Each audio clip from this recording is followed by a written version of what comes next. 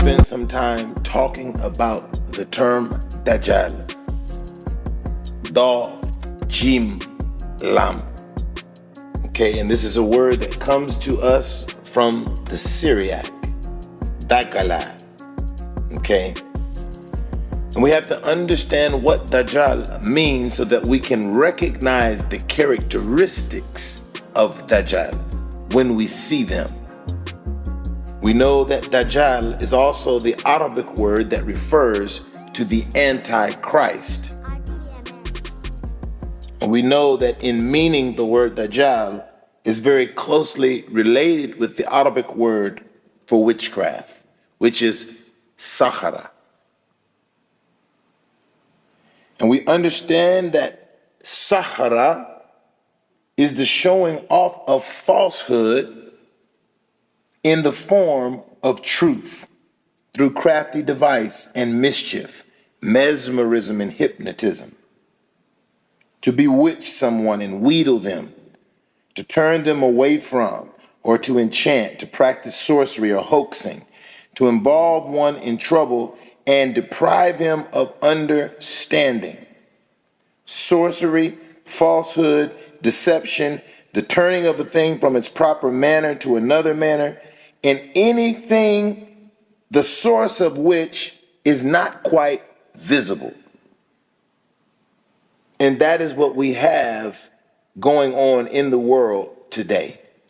And this reality has been amongst us for quite some time, but we have not been able to recognize the Dajjal. As we understand that word Dajjal means to cover thinly with gold. Okay? Or to give specious or false brilliance to something. It also means to keep secret or to hide, to cover the surface with tar, to cheat. It also means fake, to conjure, the act of deceiving someone, the promotion of unsubstantiated methods that lack plausible rationale. And this is what the entire world has fallen victim to through a process of systematic conditioning. And there are so many things that we deal with that act as implements of Dajjal. We need to understand that this Dajjalic system that is in place and has been in place, as it is the mystery that has already been at work, is supported by the Hebrews themselves. And most of them, 2/3 of them today, are involved in serving at Dajjal. And so how did this happen? How do we get to the place where we are deceived? How do we get to the place where we are not able to recognize truth? And the Quran tells us it is because of our lack of certainty and assurance in believing in Yahweh Allah's signs. But we can clearly see that the system of Dajjal is very closely related with kufr, with unbelief, with hiding truth. As the definition of kufr from the verb kafara means to cover or to deny, to hide or renounce, to reject, to disbelieve, the opposite of belief, to be ungrateful, negligent, a disbeliever. So it is the rejection of the practical acceptance of truth or doing of good deeds. It is the opposite of faith. And this is the fundamental foundation of the Dajjal. So many things serve as the implementation of Dajjal and the tools of Dajjal. The Dajjal, the Antichrist, has created a false paradigm that we witness in society, in money, in status. So if one intends to truly recognize the system of Dajjal, you will recognize that the characteristics of such a system, which we are under today, is one that is based upon unbelief. One that is based upon the psychology of denial. The denial of truth, the covering and hiding of truth, and the doing of deeds that are contrary to truth. So we see that it is the direct opposition to Yahweh Allah and his system of worship and faith. And so we see inside of this the characteristics of the shaitan, which comes to us from the Aramaic word Satan, which literally means to oppose. So it is a system that is set up and founded upon opposition to truth and opposition to Yahweh Allah and opposition to those who subscribe to faith. And so Hudayfa narrates that once the Prophet Muhammad came to us while we were talking about the signs of the Day of Judgment, and he told us that the Day of Judgment shall not occur until you see 10 signs before it. And of those 10 signs, one was the Antichrist and the beast.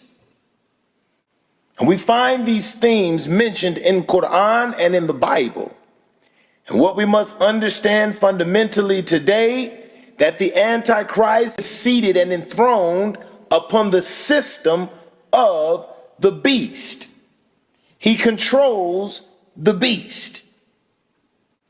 And so we find inscribed in the Quran, A'udhu bi Yahweh min ash-shaytanir rajim, Bismillah huwa ar-Rahman ar-Rahim, wa idha waka al-qawlu alayhim, akhrajna lahum dabatan min al-ard. تُقَالِمُوهُمْ أَنَّ النَّاسَ كَانُوا بِآيَاتِنَا لَا يُوقِنُونَ. And when the word is fulfilled against them, the unbelievers, Allah shall produce from the earth a beast to face them. This means the beast will oppose them. Even those people who do not believe. Not just the unbelievers. The beast will oppose everything and everybody, as his characteristics are in keeping with the definition of the shaitan and of the Dajjal. And so he says that Allah will produce from the earth a beast to face them, to oppose them. How will he oppose them? He will speak to them. Remember that Dajjal also means the great liar, the great deceiver.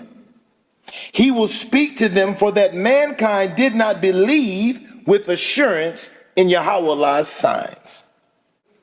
So when we analyze the definition of dabba that we find in the Quran, dabba literally means to go gently, to crawl, to walk, to flow, to throw down on the face. Whatsoever moves on the earth, especially a quadruped, a beast, moving creature, an insect, a creature of the earth. So we're seeing the characteristics of the beast. As we see that the definition of beast, dabba, is also a materialistic person whose endeavors are wholly directed to the acquisition of worldly riches and material comforts.